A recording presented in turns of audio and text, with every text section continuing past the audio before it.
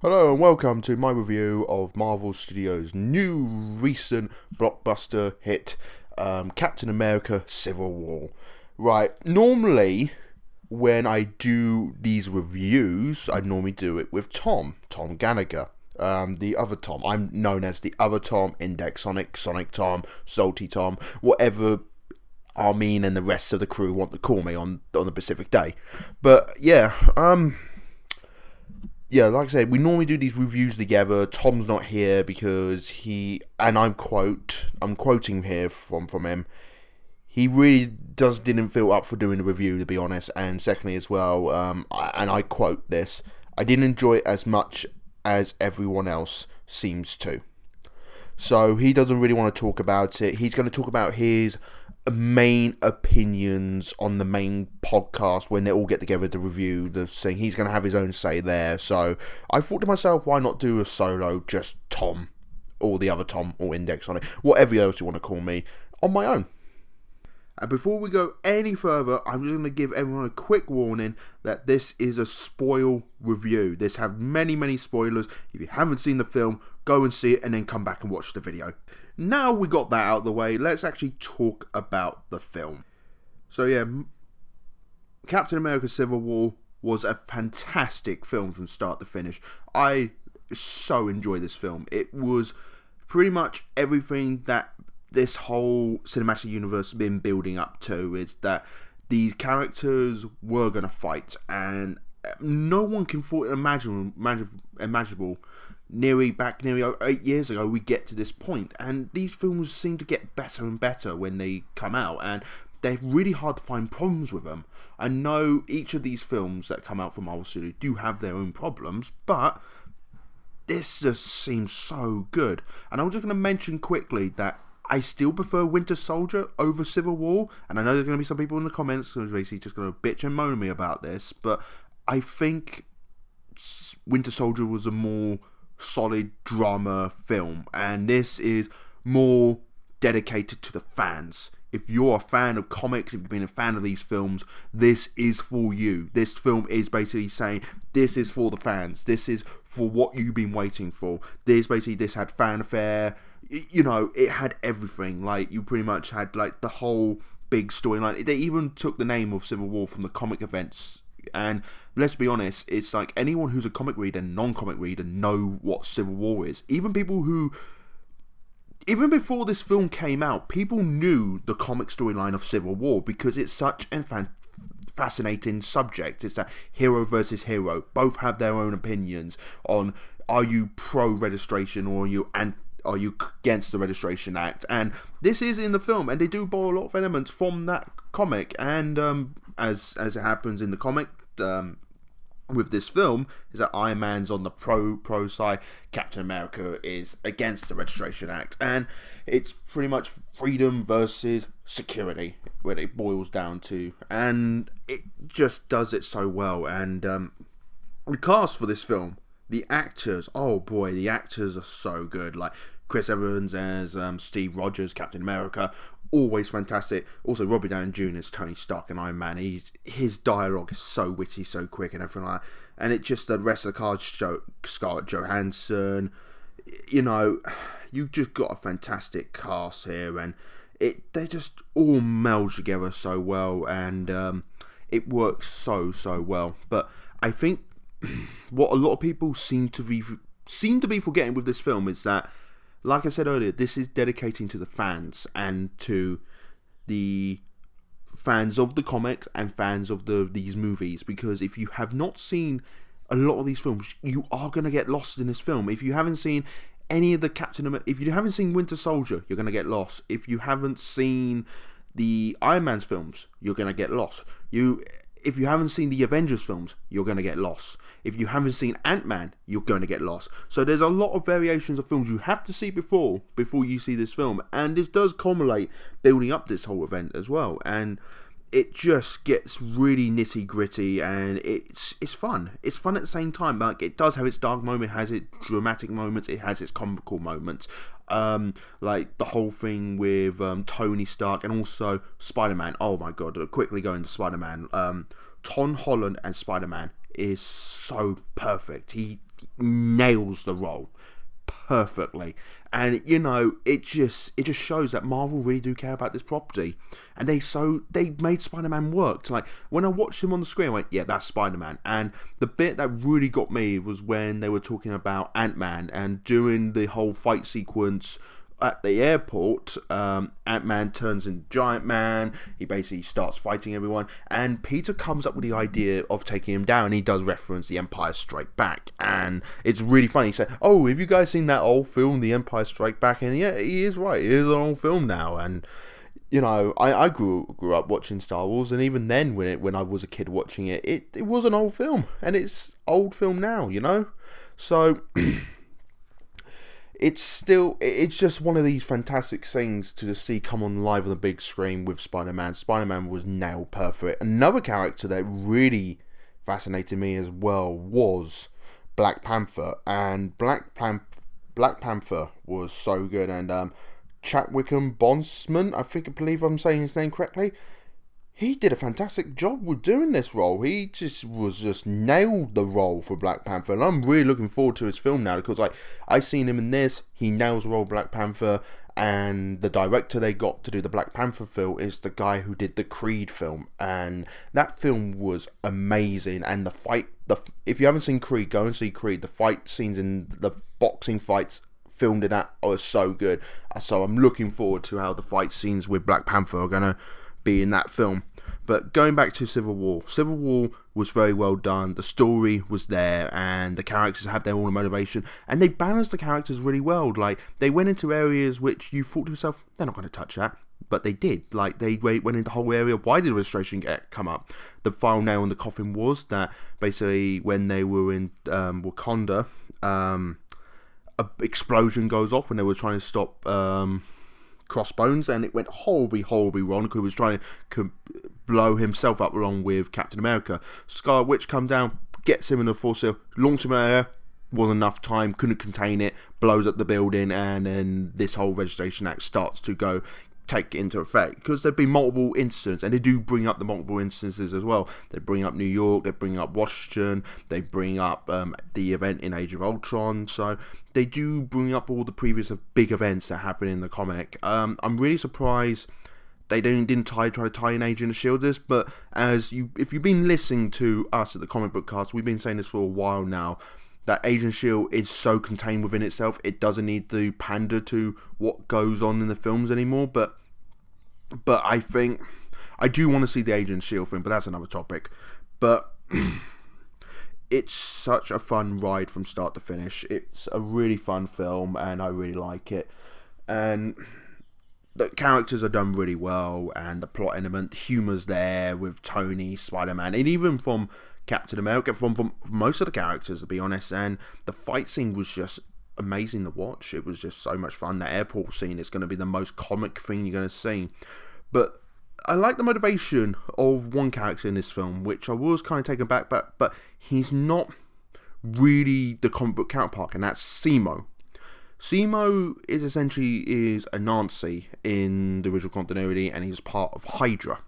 In this, he's not. He's pretty much a victim who lost his family during the events of Age of Ultron, when he lost his family, and he pretty much wants to break the Avengers, and he does so over so-called time. You follow him slowly throughout the film, and it's just like revelation after revelation after revelation, to the point that he finally does do it. And this is where the biggest spoiler is going to be in this review, is that during the end of the third act, they realise that Bucky's been brainwashed by Zemo to do all this terrorist acts and stuff like that. Got someone dressed up as Bucky as well, and all this sort of stuff, and all this espionage, all this conspiracy stuff.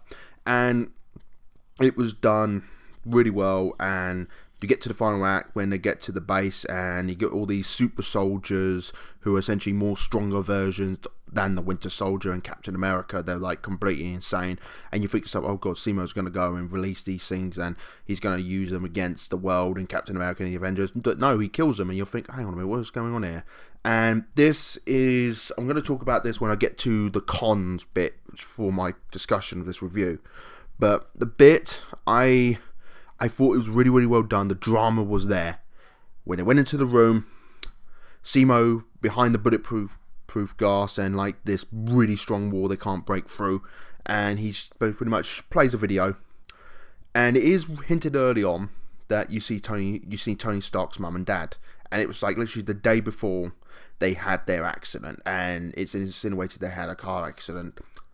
Turns out it wasn't a car accident, it was a straight up assassination of Tony Stark's parents committed by the Winter Soldier.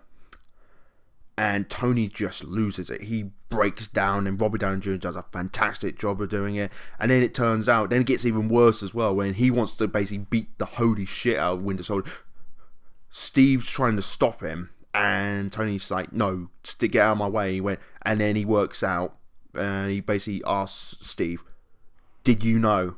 And Steve came out and admitted he knew that Winter Soldier did kill his parents. He knew about it. We don't know for how long, but that breaks him even more. And then we get this big, massive fight between Iron Man against Bucky and against Steve, and it was just so well done.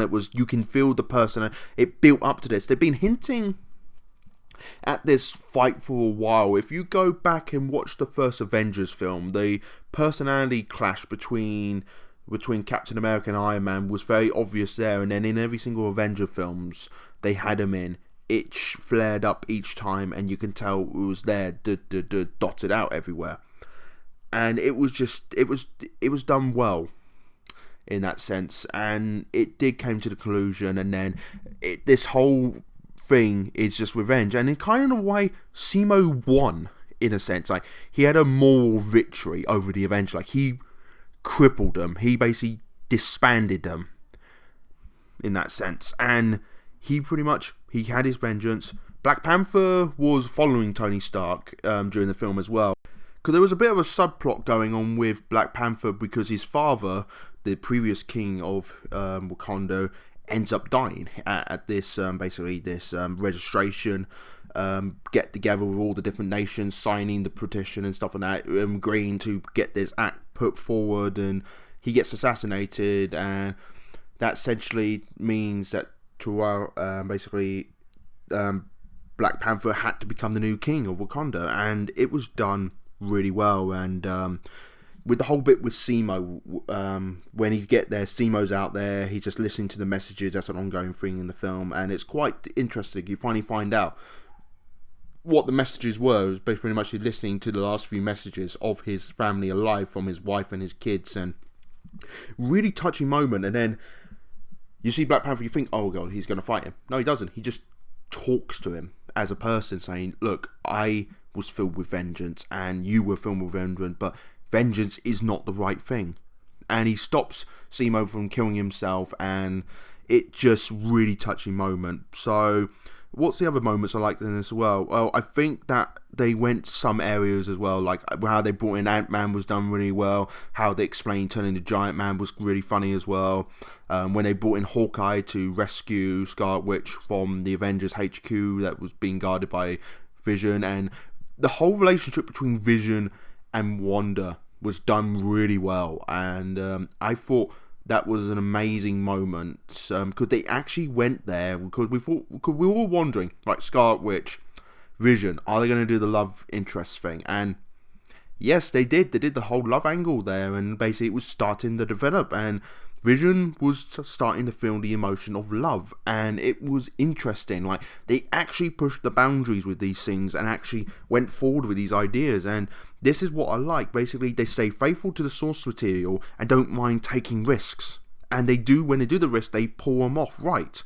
And each Marvel film you watch, Marvel Studios film you watch, they take risk and they basically develop these characters, and each film feels like a different film within itself. Yes, you can classify these as a superhero genre, but they always have an element of something else in there. Like Guardian has a bit of sci-fi, Winter Soldier had the whole Bourne element, the whole spy thriller conspiracy genre.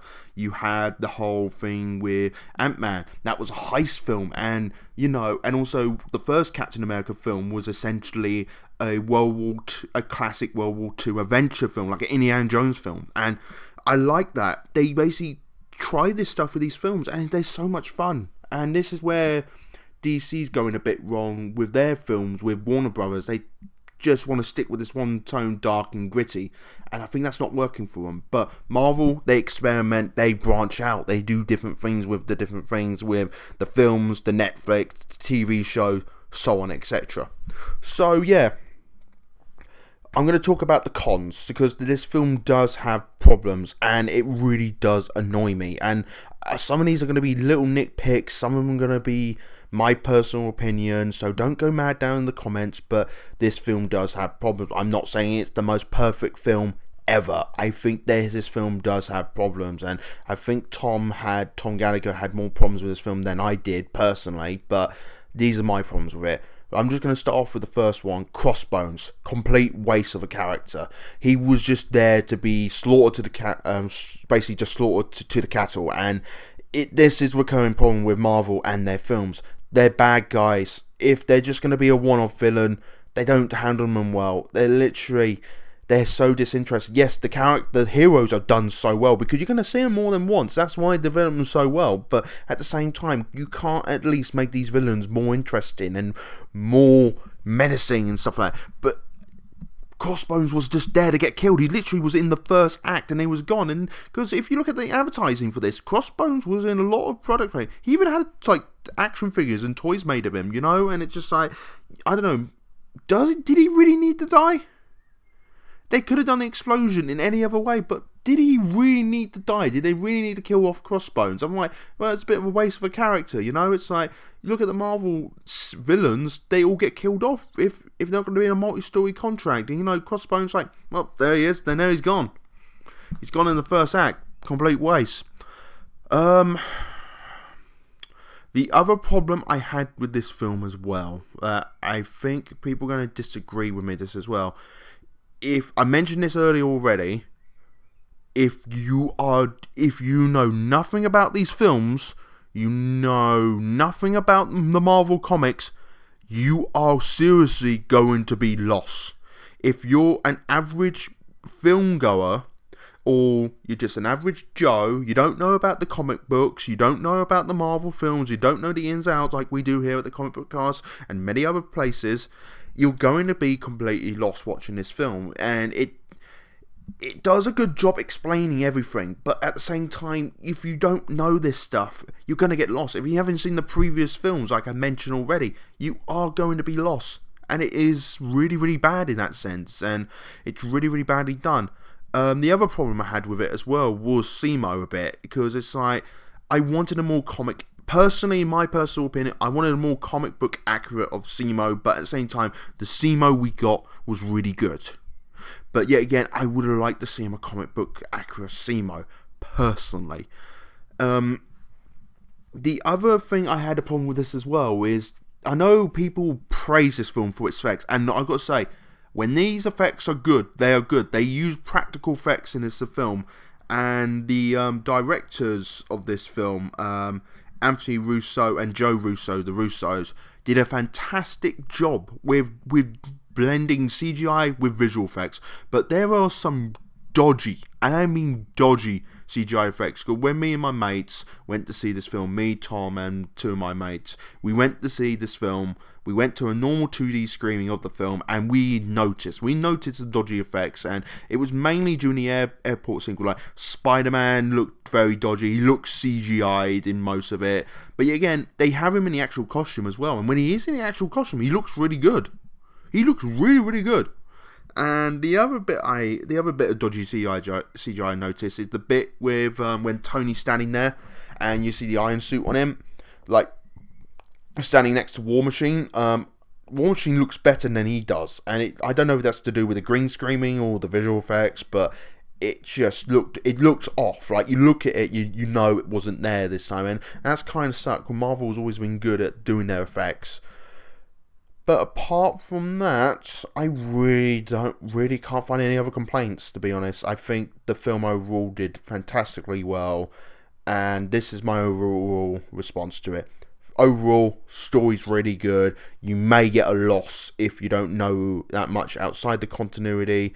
I thought the acting was spot on. They handle a big cast, and this to me felt like not a Avengers film in a sense, because I know some people compare this to the Avengers, but this to me felt like the first Marvel event film in that sense. Not to do with the Avengers, but to do with everything in the universe. This felt like the first event film to me. Like, this felt like what Civil War felt like. This was an event, and this was something I should have not missed on the big screen, and I really enjoyed it for that sense.